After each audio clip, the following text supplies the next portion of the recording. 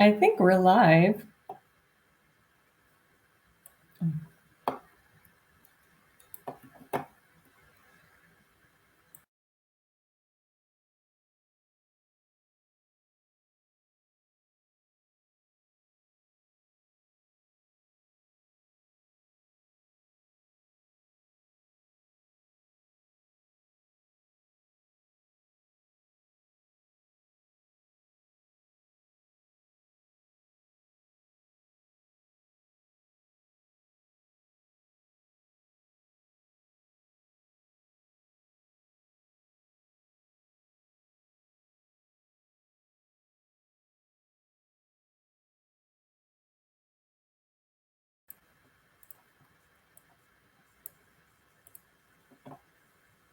Okay, I think we can get started. Hello, everyone. I'm Krista from Climate-KIC. Thank you for joining us live from all over the world today.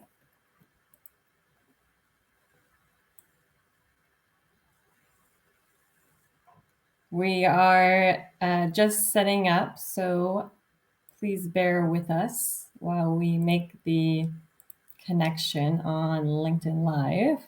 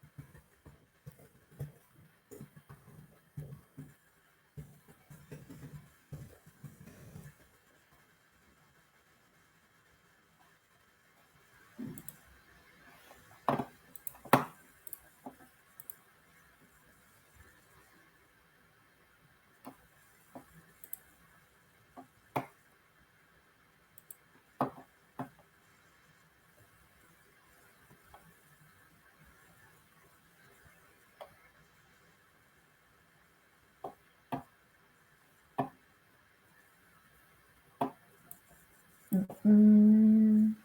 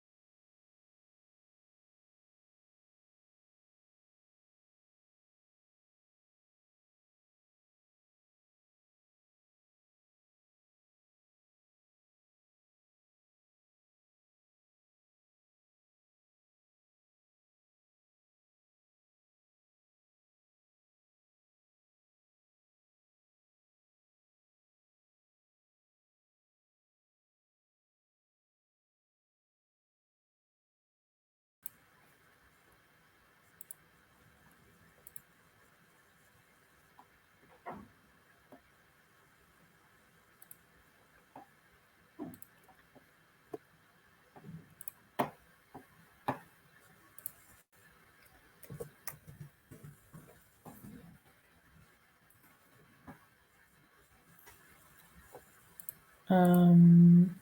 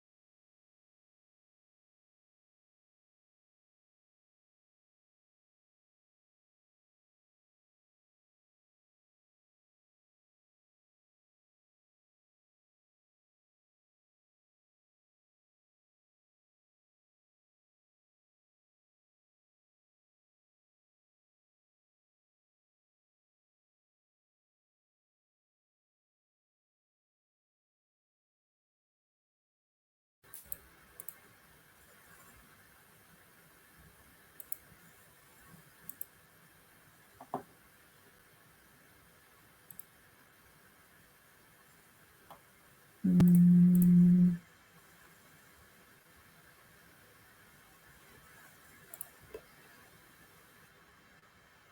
oh, there we go.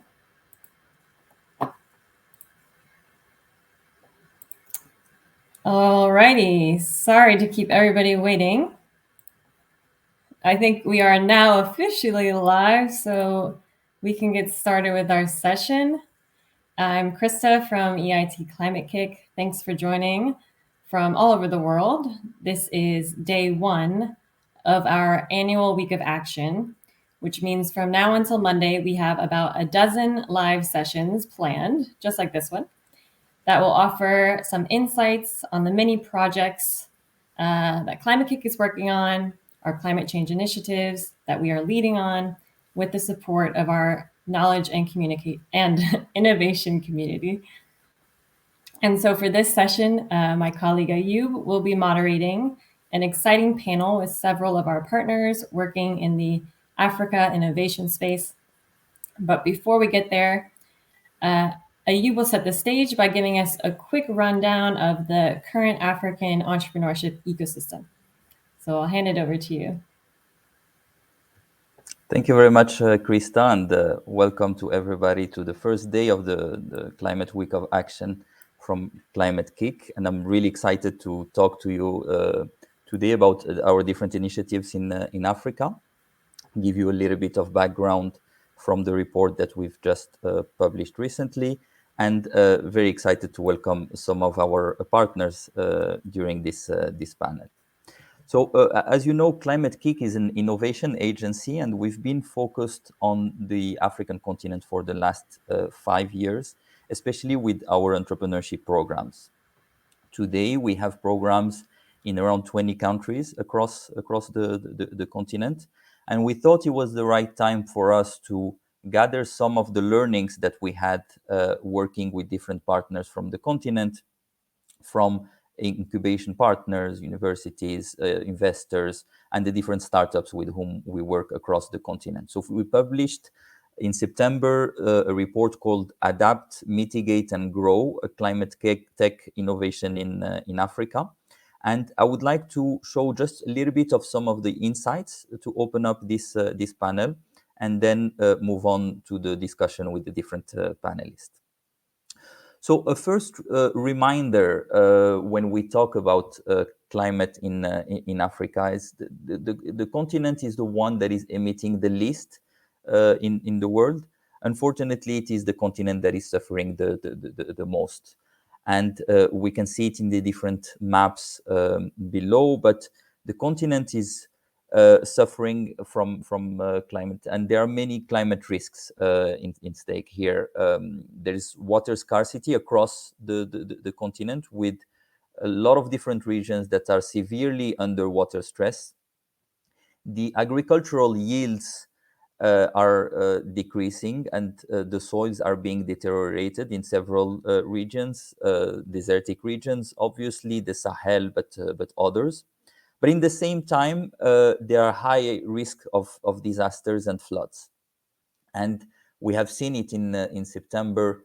Unfortunately, after the floods in Pakistan, there were 17 countries across Africa that were severely damaged, with more than 100,000 displaced people across the continent. And in the same time, with this climate crisis, there is a big lack of access to energy across the continent, with around 600 million people that do not have access to the energy grids. So all these different aspects are increasing dramatically the risk of having population displacement, as I mentioned, due to floods, to droughts, etc. But in the same time, we would like to look at Africa as a land of high potential when we talk about climate innovation. And for different reasons here. Just to mention a few, we really see the continent as having a really strong competitive advantage in terms of climate innovation. And just as an example, when we look at renewable energy, we believe that really the narrative has to be changed when we talk about the continent, because most of the time people around the world are talking about Africa as being a land of resources such as fossil fuel. But if we compare these resources with the potential that the continent has in terms of renewable energy, the potential is much larger. And when we talk about renewable, solar energy obviously is by far the one with the highest potential, with 10 terawatt potential, but as well as hydro energy, wind energy, and geothermal as well. The forecasted installed capacity in renewable energy is 310 gigawatts by 2030. But we really believe that renewable energy is just one example of climate innovations, but the potential is much larger than that when we look at the full scope of climate innovation. On top of that, we believe that the high growth of the private sector will be a key driver in the boost of climate innovation across the continent, and also the potential of a really large addressable market that today is still untapped. In the same time, we really see as an exciting time today for the climate space, because in 2021, the continent has dramatically increased the number of investments towards startups, and the climate space is taking more and more a growing stage in the startups investment in general. We've looked at the investment attracted by climate startups from 2015 till today, and we had more than $2 billion attracted by climate startups. Just in 2021, $440 million were raised by climate startups. And just three key insights before moving to the panel. The first one is we really believe that climate technology needs to come and solve a local problem, and we really need to foster locally grown solutions. We've talked a lot about renewable energy, and that is what is driving the most the climate space in general. But we really see the potential to solve local issues such as the cold chain, clean cooking, etc., by using the clean techs. The second thing is a geographical disparity, because when we talk about the continent, we're talking about 54 countries. And the attraction of funding is unequal across the continent, having Kenya and Nigeria being the main drivers of this growth. Kenya has attracted, for example, 56% of the total investments, and Nigeria 23%. The second geographical disparity is that we see that most of these funds are coming from outside Africa. More than 50% of the volume is coming from outside the continent. So the Africans that are capable actually of opening a branch or a holding in other countries are the ones that are attracting the most the most investment.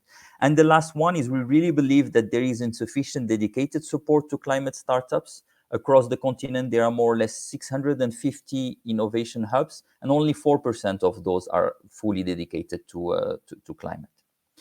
So those are just a few of the insights. You're welcome to read the full report. But I would like to welcome now my panelists, just to have a brief intro of who they are, what they do, their link with Climate-KIC before opening up to the discussion. So first of all, I would like to welcome Jad Bouhmouch, which is coming from the investor community. Hello, Jad.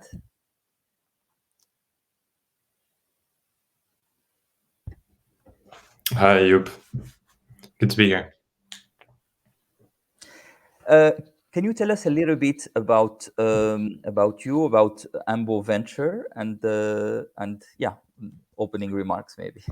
Yeah, absolutely. I'm Jade. I'm one of the co-founders of Ambo Ventures. We invest in African entrepreneurs who are tackling climate change in a way that's commercially competitive. And I've had essentially kind of like the immense kind of pleasure to actually contribute to this report. And one of the elements that we ultimately highlighted is that because of the nature of innovation on the continent, because of the challenges that a lot of entrepreneurs face, and because of just the competing priorities, many of the climate entrepreneurs have to actually create companies that are immediately commercially competitive with polluting incumbents. And that is actually a really interesting and potentially powerful kind of aspect of innovation, which we'll continue to talk about afterwards. And Perfect. There's a lot of good examples in kind of the kind of a demo day, which you actually created as well. So congrats on actually aggregating in all of these amazing companies. Welcome to this panel, and thanks a lot for the valuable contribution. I would like to welcome now Eunice from Impact Hub Lusaka from Zambia.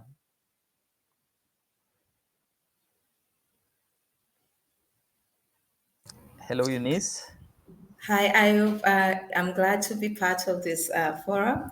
So my name is Eunice Yakachoma. I'm coming from Impact Hub Lusaka. I'm the executive director there. So our first journey generally with Climate-KIC was when we launched and became the first partner in implementing the Climate Launchpad program, which was the first ever in Zambia of the kind. And so it broke the records as we are trying to endeavor to pursue the idea of climate change activities. And I'm just excited to be part of this discussion. Welcome, Eunice, and great to hear from the Climate Launchpad initiative in Zambia. I would like to welcome now Prabhakar from Kenya Climate Innovation Center.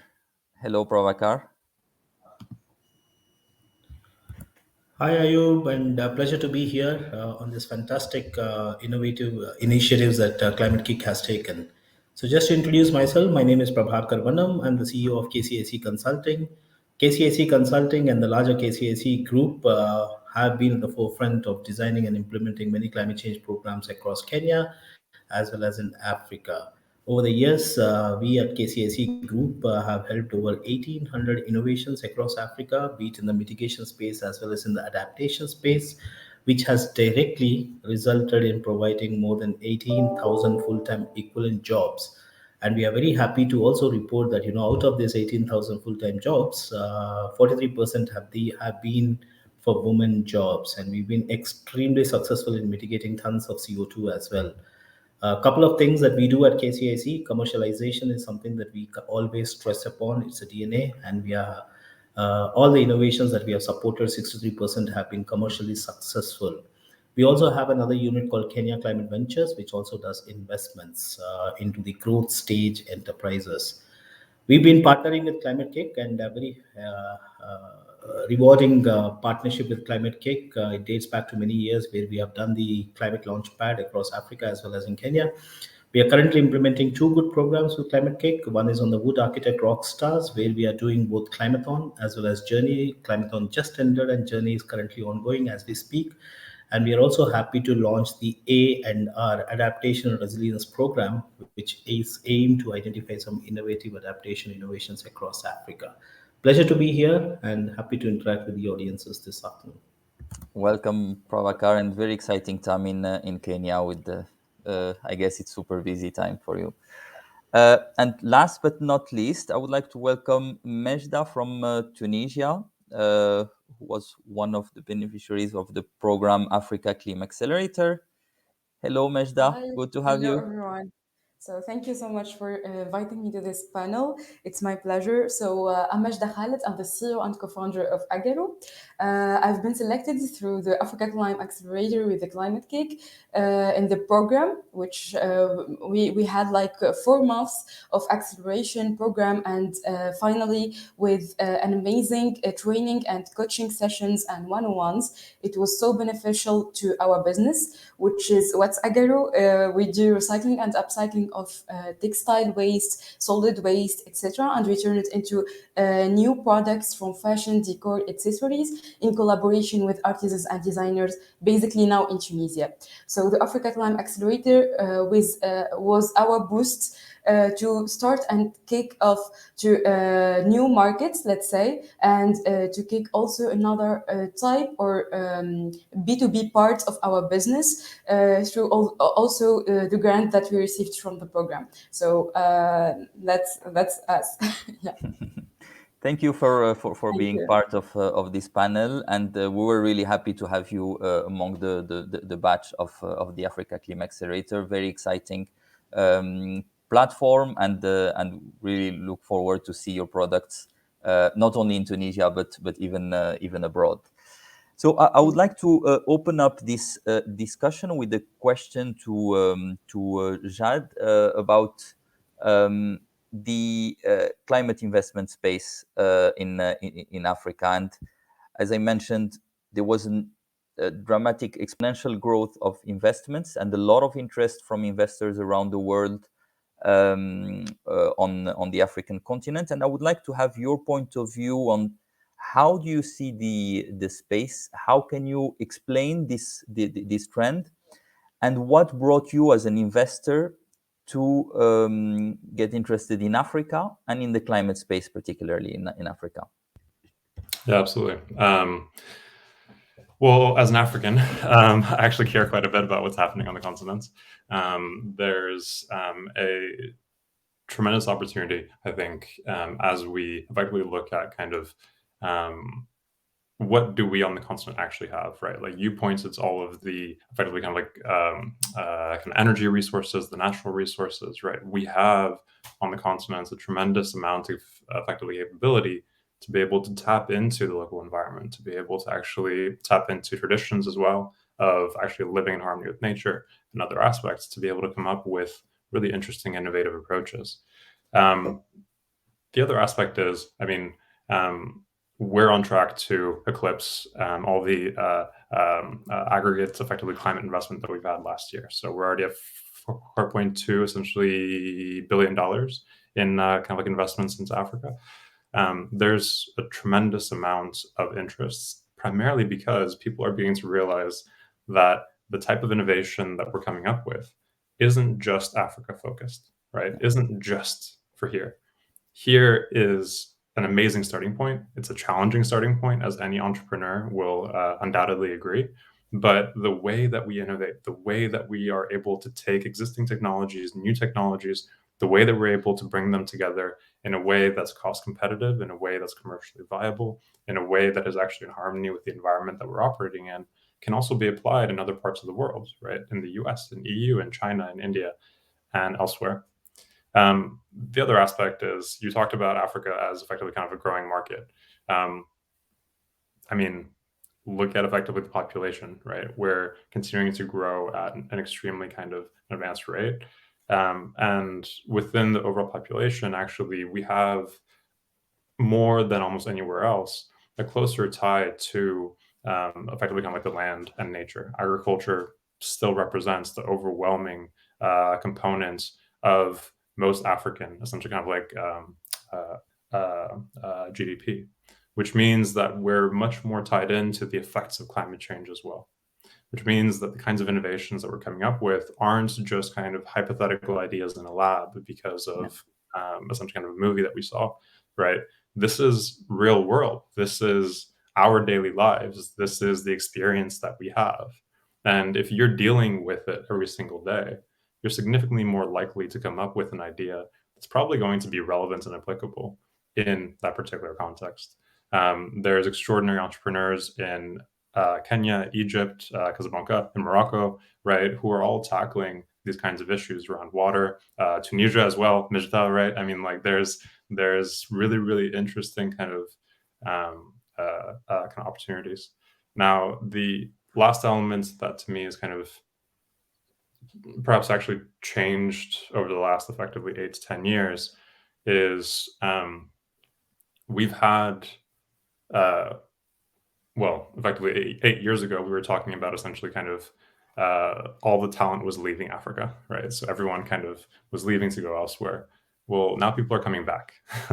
And what that means is they're actually bringing back capital, they're bringing back skills, they're bringing back talent and knowledge, right? And this influx of individuals who have had experience elsewhere, but who ultimately are trying to make an impact at home is also beginning to propagate. And then you have the local entrepreneurs who essentially never actually left to continue to grow. So I've run on a little bit, but hopefully that gives you an idea of my view. Sorry. No, thanks a lot for the broad overview across the continent.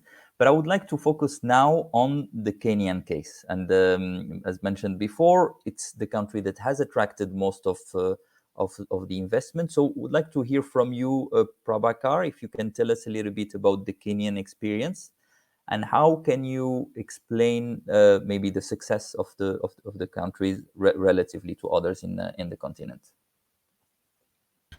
Thanks, Ayub. And I just wanted to take it from where Jade has actually left out. He did mention that there are plenty of opportunities. So why is that the opportunities are not able to get converted across Africa? As we all know, Africa, as you said, Ayub, it's a 54 countries that we are talking about, and each country has its own ecosystem. Few countries have done fantastically well. Few countries are way lagging behind. So what is that has worked for Kenya? So Kenya, obviously, as everybody might be knowing, is a dominant country in the East Africa region. I mean, it has 50% plus contribution to the GDP. So that's something that is really working well.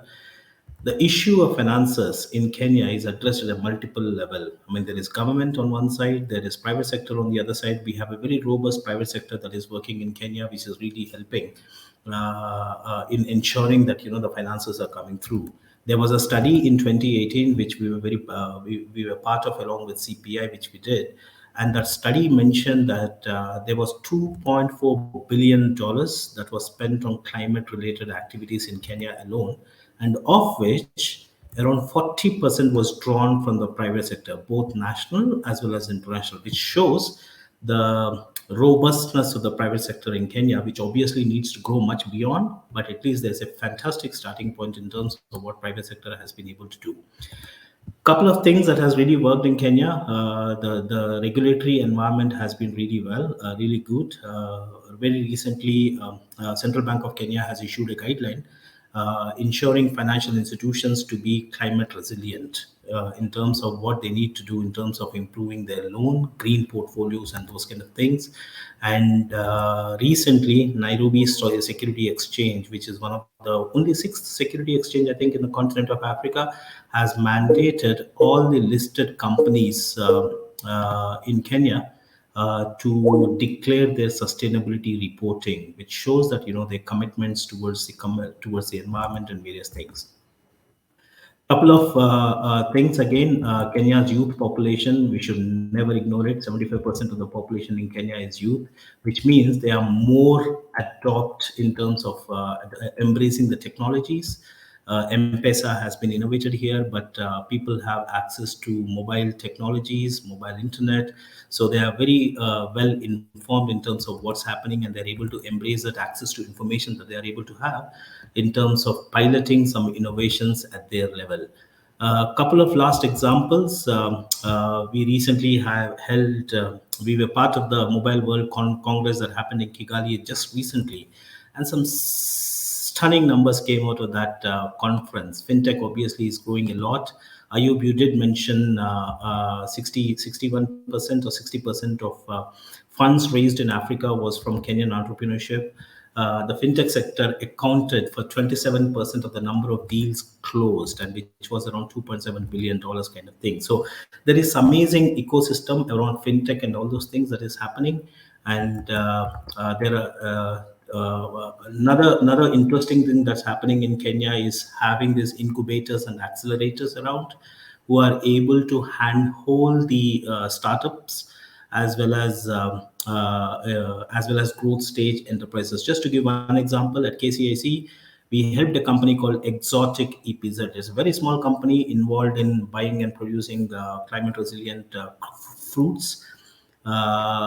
This was way back, and based on the capacities, the mentorship, the incubation that she gone through, very recently, a month ago or 15 days ago, Ayub, USAID has provided them a grant of $1 million to upscale their businesses.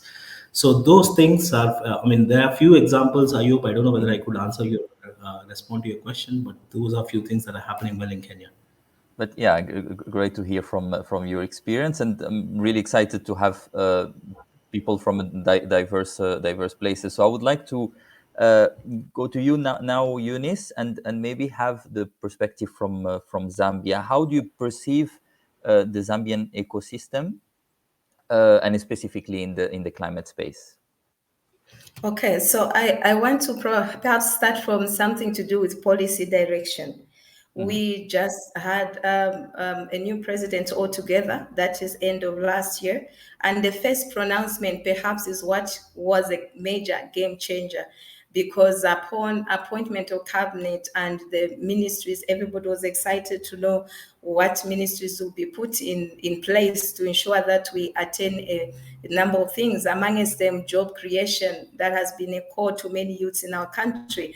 And the first pronouncement that made a lot of excitement in the country is that of having a green economy ministry. That was a big deal for Zambia. And I know that came way after our climate launchpad initiative, but I think it was a place where our people and the team that we trained through the Climate Launchpad program that we did with Climate-KIC together are now beneficiaries of this particular ministry. As I speak to you, upon the selection of that ministry, we have now a lot of deliberate policies that are being put in place.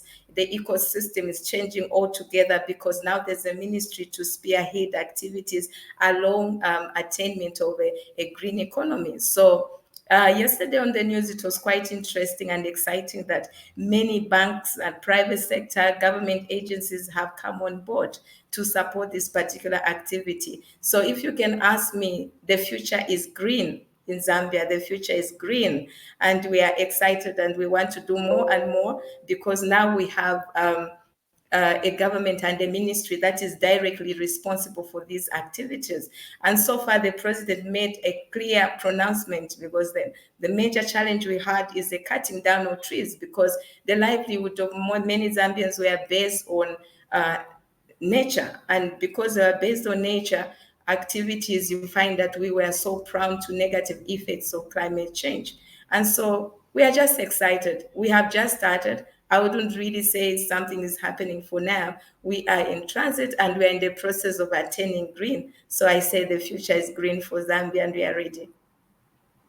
Great to hear, Eunice, and really happy to hear that the government is actually quite active in the space and its development. And as we mentioned in the report, in order for a successful development of an ecosystem, obviously we need a lot of entrepreneurs, innovators. Obviously, we need entrepreneurship support organization to drive them.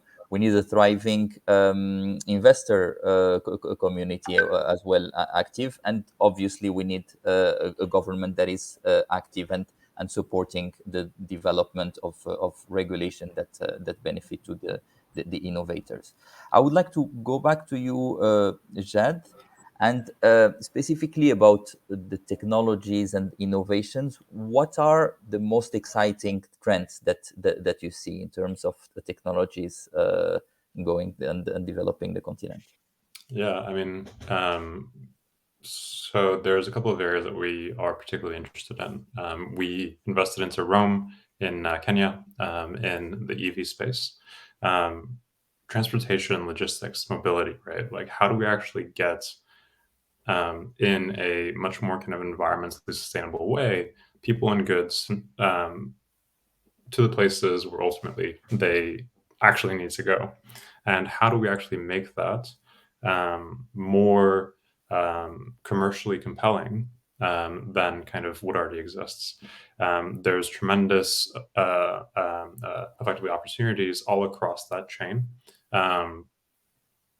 with the actual production of EVs in Kenya, in actual countries, all the way up to, why don't we have African EV batteries? We have all the raw materials, right? Everything is here, and yet most of it is being exported and then brought back as kind of like a battery. Why don't we have local production?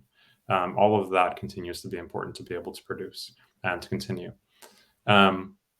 On the other end, right, we also kind of like invested into a company in Egypt, Atrify, which is actually kind of like in the plastic space, right?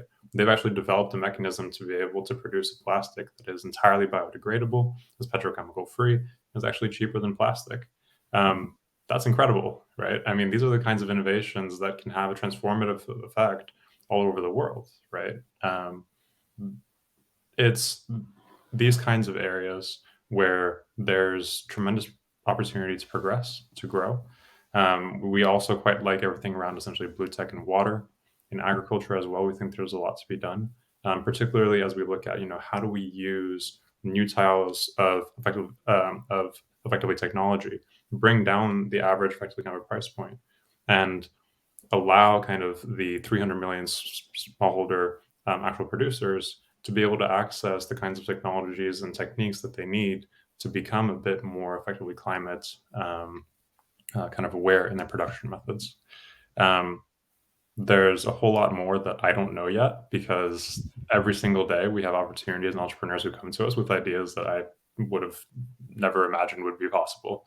And that's what's, to me, the most exciting aspect of actually innovation on the continent is pretty much every day there's a person who comes and what you thought was impossible, they tell you that actually they've done it. So yeah, this is exciting bit.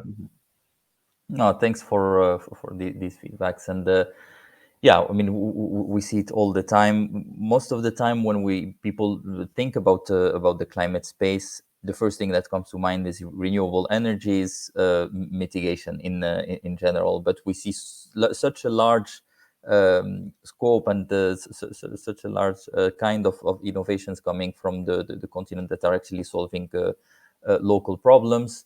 Today, renewable are attracting most of the investments, but the space is quite big to tap into. Adaptation is a big space, I think, that has to be developed.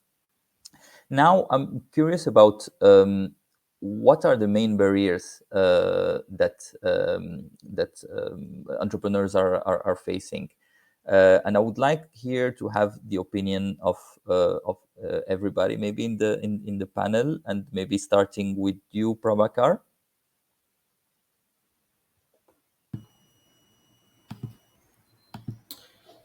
Oops, trying to figure out the video. Thank you so much for that very interesting question, Ayu.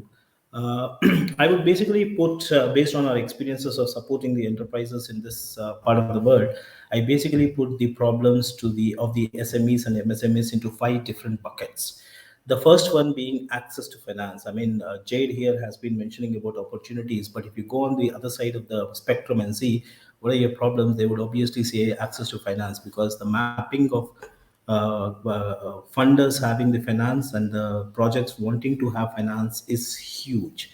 So access to finance comes from various different models, I guess, depending on the stage of the enterprise, whether it is a startup, the requirements of the access to finance or the funding requirements is different. When they are in the growth stage, the funding requirements are absolutely different. And unfortunately, although Africa is still evolving. Africa, we do say that startup is able to generate so much revenues in the continent, but there are so many startups in this part of the world who are really struggling because of the perception that the funding agencies have, that the investor community has about these startups. So that obviously being one of the big problems that we need to unlock. Second is the lack of capacities or lack of access to business advisory services, as we call it. Many enterprises, especially if they're at the growth stage, they come in with an idea. That's all they have. Now, how do we convert this ideator to an entrepreneur is the real challenge that we all face, and that's where I think this business advisory services, access to technical skills, access to training, capacity building does come in. And when it comes to business advisory services, it has to be no holds barred approach. Doesn't matter what the enterprise needs, based on the needs assessment that you do, you should be able to provide a very comprehensive capacities. We had an example here, Ayub, in Kenya, where there wasn't this enterprise who was wanting to get trained or wanting to use block technology in their supply chain. So if you stop that and say that we are unable to provide this, there goes a business model which may not be able to translate into a next level kind of a thing.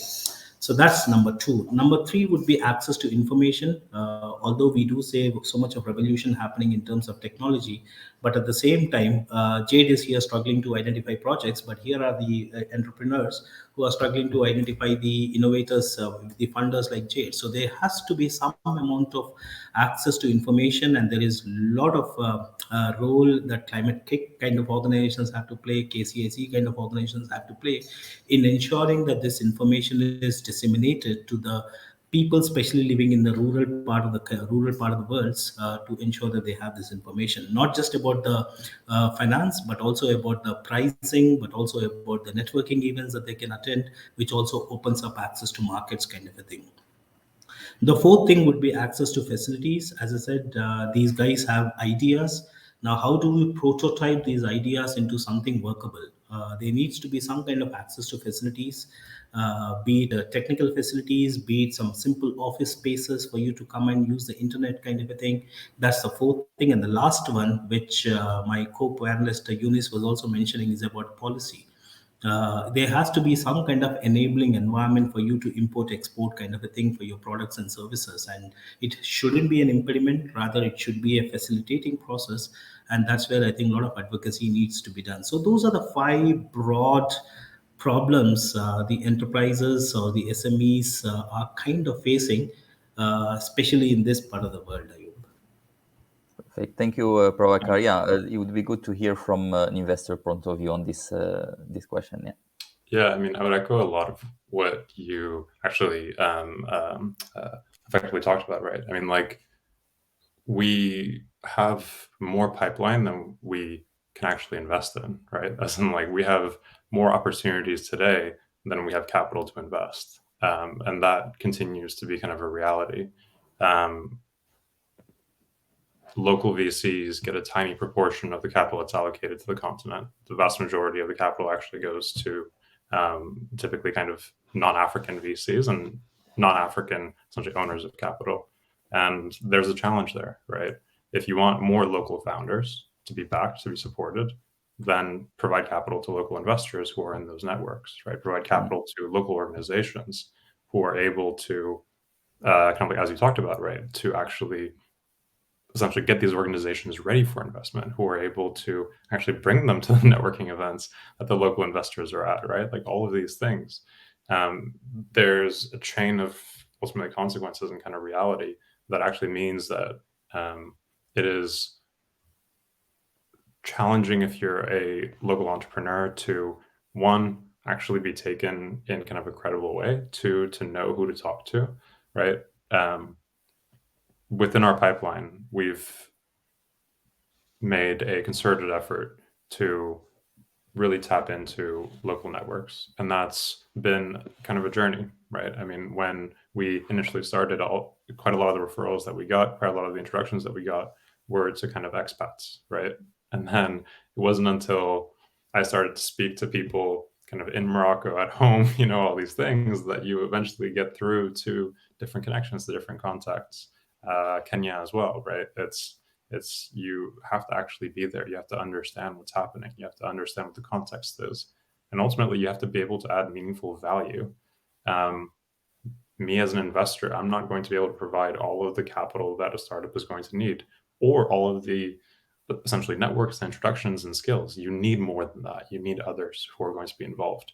And especially as kind of a local investor, we have a responsibility to do more than just write a check, right? We have to help entrepreneurs get access to other types of capital, help them connect in, and also acknowledge what we can and cannot do, and create a community of partners who can help us to achieve what we're ultimately all trying to do, which is create kind of the African, essentially, green champions of the world, right?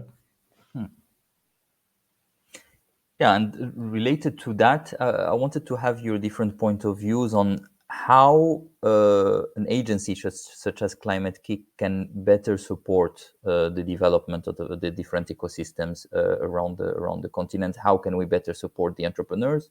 How can we better support the different entrepreneurship support organization? And how can we better support the investor community? And maybe first I give the word to you, Eunice.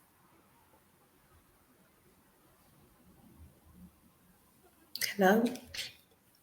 Hello. Yeah, we can hear you. I wanted to have your perspective on what an agency such as Climate-KIC can do to better support the development of the climate innovation ecosystems in Africa.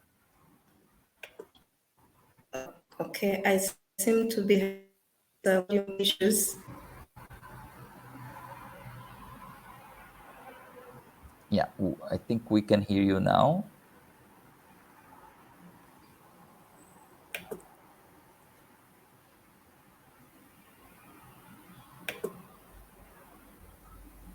Can you hear me? Yeah, we can hear you.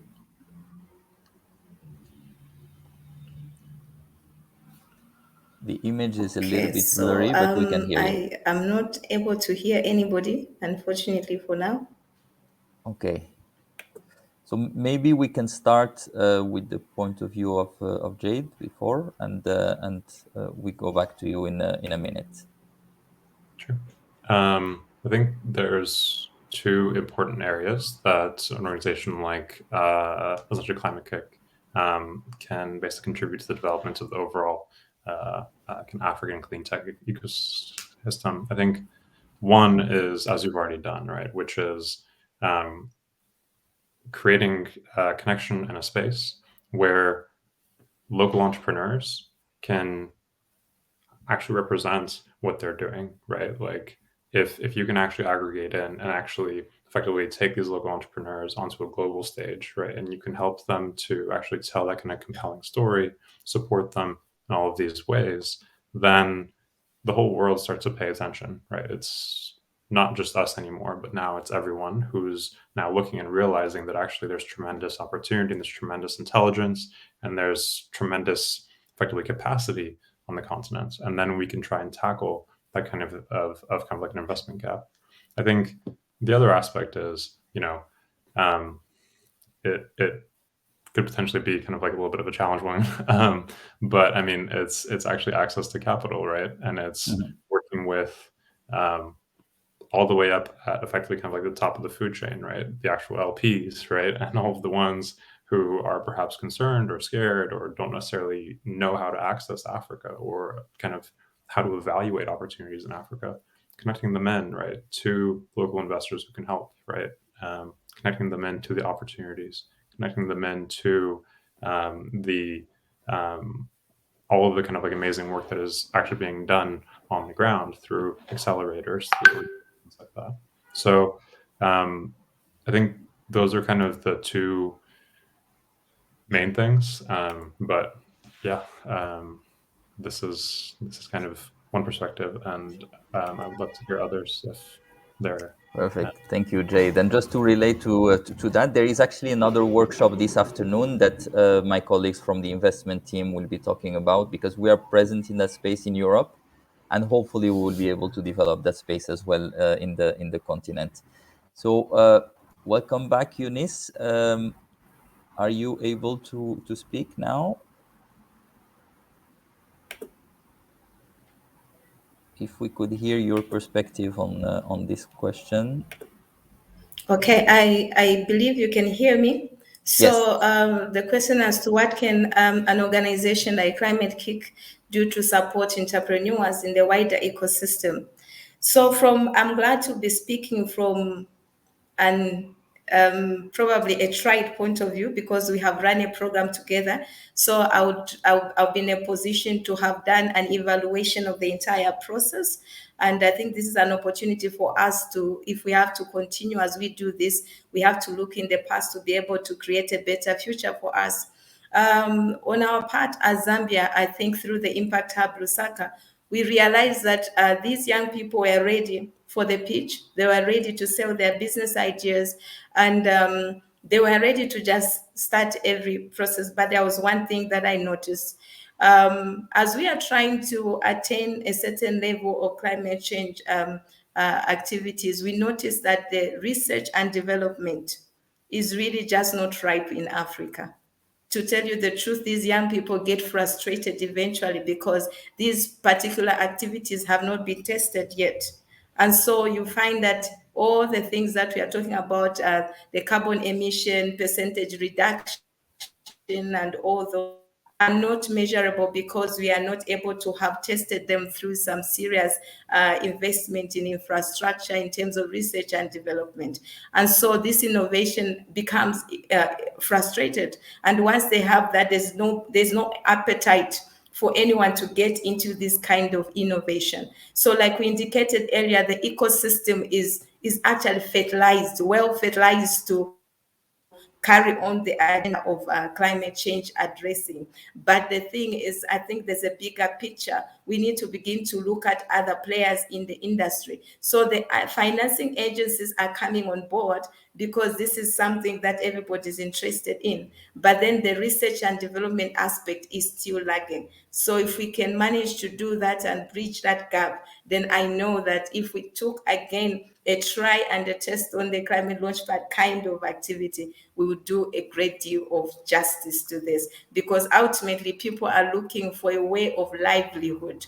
Africa is saying, with this climate change, how do I still put food on the table? So to address that agenda, we need something that surely brings job creation. We need something that is going to allow us at least to see some kind of impact socially, and also to address generally the climate change. So this is what this agenda would look like for me. So you came in with a business idea and agenda, and I would like to inform you, Ayub, and the rest of our viewers and listeners, that it was the first kind in Zambia that we took.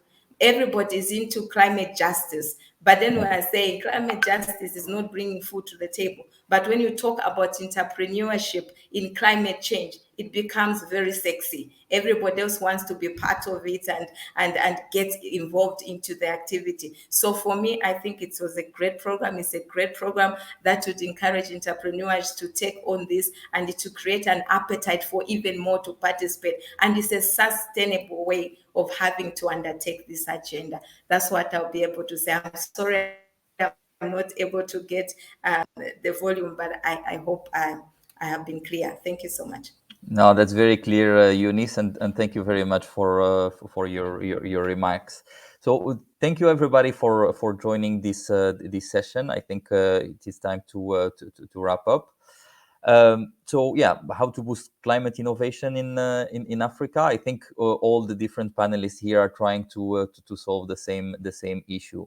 From Climate-KIC perspectives, our role is actually really to connect these different communities, to support the innovators, to support the different entrepreneurship support organizations, to support investors, to support governments, so that we really build a thriving ecosystem at the end. We see that the potential is huge in the continent. The continent, as we talked about, is suffering a lot from climate change, a lot of different climate risks. And we see that the technology has been developed. We see a lot of innovators across the continent tapping into local problems, trying to solve problems on the really smallholder farmers level, up to the national level. And really to bring all these communities to work together is really the challenge that we all want to take. The first steps of building the successful ecosystems have been taken. The growth of the space has took off, and it's still growing. So we're really excited to be part of the journey. Thank you very much to all the panelists to have been here and discussing with us this issue.